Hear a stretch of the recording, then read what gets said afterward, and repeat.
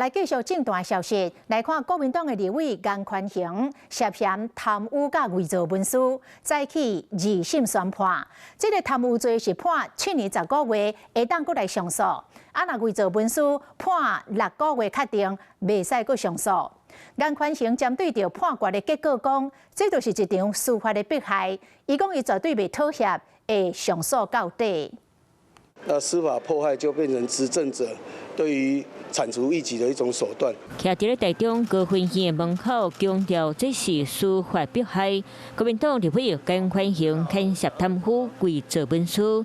今仔日2审判决结果出来，维持1审原判，拢总判8年4个月。我们已经呈现了所有的证据。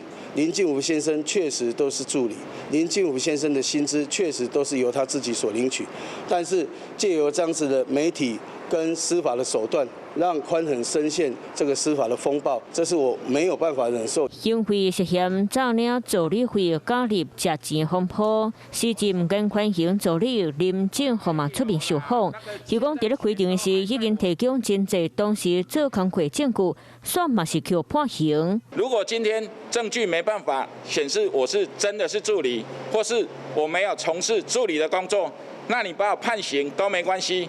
可是今天我有怎么还会判刑呢？颜宽恒2审判决结果维持1审原判，贪污罪判7年10个月，限制出海出境8个月，会当上诉3审；伪造文书罪判6个月定案，占人国土维持无罪判决，拢总判8年4个月。本院审理后，认原审认识用法并无不当，严立委之上述为无理由，应予驳回。不过，超过立法院职权刑司法告立法委员行为法并无规定，立法委员1、2审叫判有罪都爱随听证，必须等到3审定案以贪污治罪条例叫判刑，加上宣告替夺公权再叫依法解决。我直到3审定案规定，该上少1年时间。司高颜宽恒的立委任期嘛得要期满，不过伊强调，这场司法迫害伊袂退让，绝对会上诉到底。